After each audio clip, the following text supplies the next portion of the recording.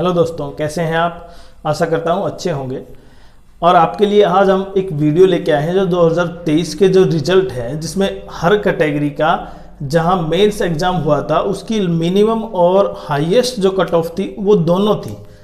तो उसी के आधार पर आज हम 2024 का जो मेंस होगा उसकी एक्सपेक्टेड कट ऑफ निकालेंगे, क्योंकि वैकेंसी अब की बार ज़्यादा है।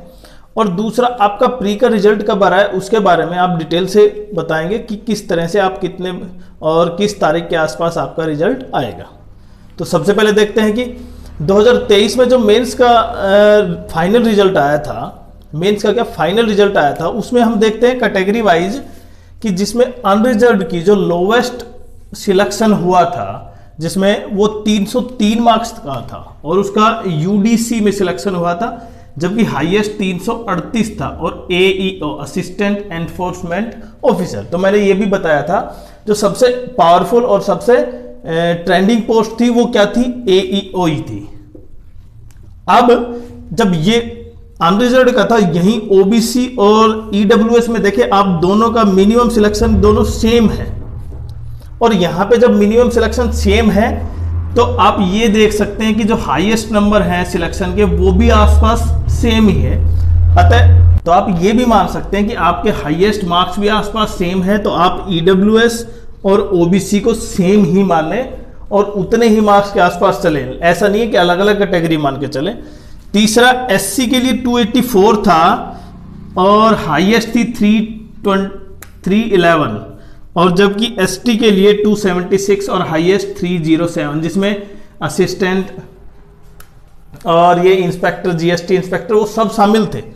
तो आप देख सकते हैं लास्ट कितना हाईएस्ट है, 338।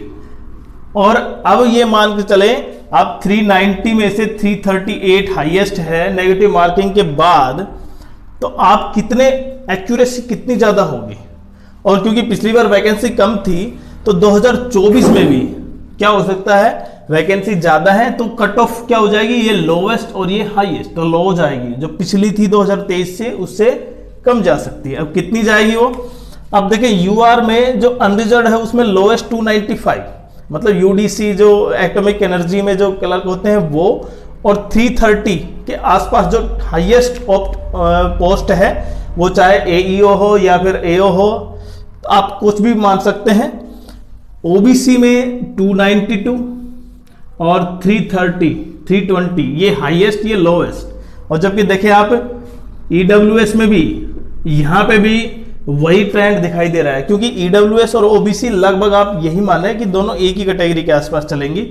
यहां पे 2 मार्क्स का गैप है, 322 और 320। ईडब्ल्यूएस और ओबीसी आप हमेशा एक ही कैटेगरी मान के चलें, और जैसे कि आपका सिलेक्शन हो तो दोनों को सेम ही माने।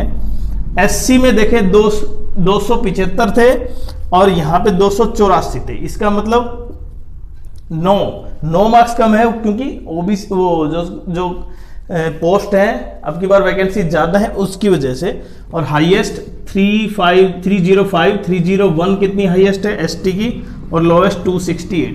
तो अब मान के चलते हैं अगर आप जनरल कैटेगरी के हैं तो आप 300 मार्क्स, 300 से 310 के बीच मार्क्स लेके चलिए, और इतने मार्क्स में आपको एक ठीक सी जॉब मिल जाएगी। अगर आप इससे 320 और 325 के बीच चल रहे हैं तो आप ये मान के चले आप 46 ग्रेड की, 4600 ग्रेड की आप पोस्ट प्राप्त कर सकते हैं आसानी से।